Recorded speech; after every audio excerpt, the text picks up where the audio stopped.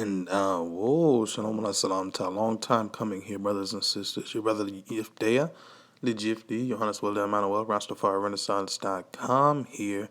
And here for this report, we'd love to shout out our sister Denise.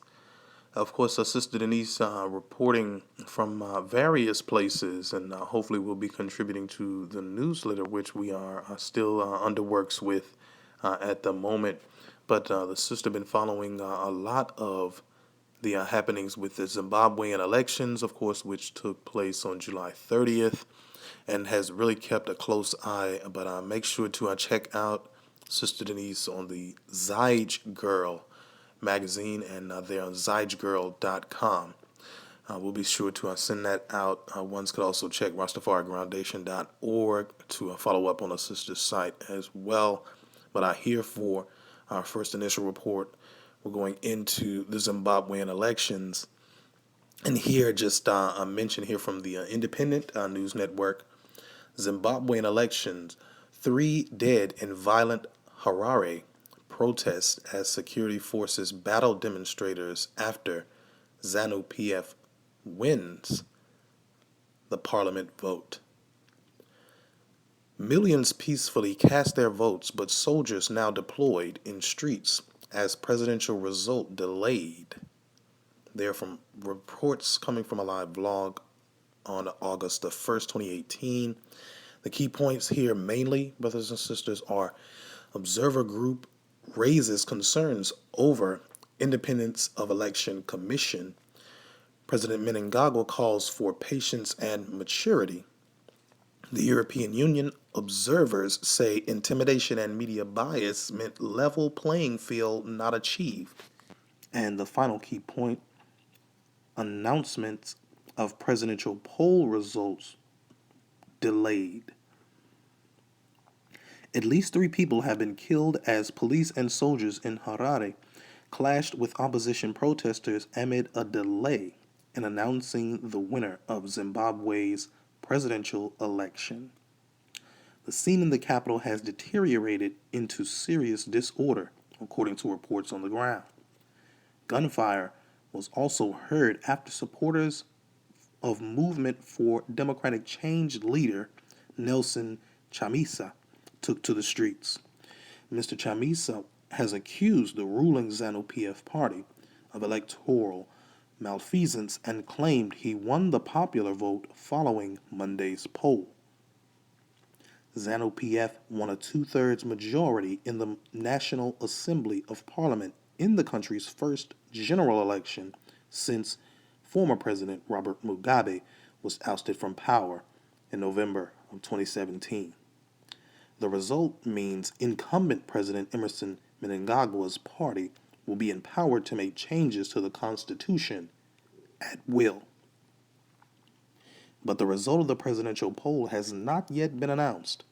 Zimbabwe's Electoral Commission has reportedly revised its stance on when the presidential winner will be announced, with European Union observers questioning the delay. The EU team identified a string of problems in Monday's poll. They said a level playing field was not achieved due to voter intimidation, media bias, and misuse of state resources, though the largely peaceful process was a clear improvement over the Mugabe era. The 2 main contenders in the presidential race were Mr. Mnangagwa, a former deputy president and intelligence chief, and Mr. Chamisa, a lawyer and pastor who leads the Movement for Democratic Change. More than 5.5 million people were registered to vote, and turnout was around 70%. Both candidates issued upbeat assessments of how they did on polling day, with Mr. Mnangagwa tweeting, "I am delighted by the high turnout and citizen engagement so far." The election featured a record number of more than 20 presidential candidates and nearly 130 political parties vying for parliamentary seats. Western election observers were in Zimbabwe. reflecting a freer political environment since the November resignation of Mr. Mugabe, who had ruled since independence from white minority rule in 1980. But there were concerns about biased in-state media coverage of the election, a lack of transparency in ballot printing, and reports of intimidation by pro-government local leaders who are supposed to stay neutral.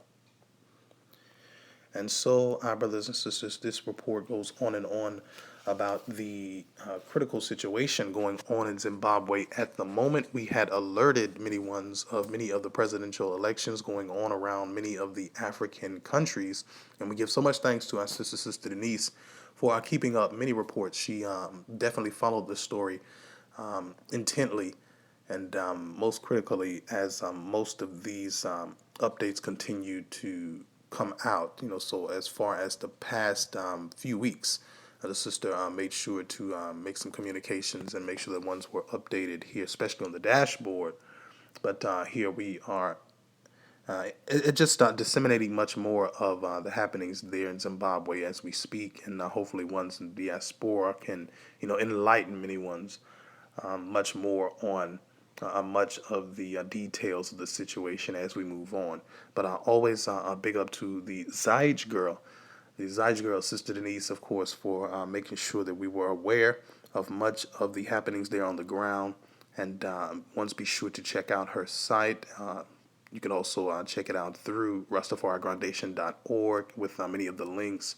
Just big up to Sister Denise for keeping us well informed and forearmed there on the Zimbabwean elections.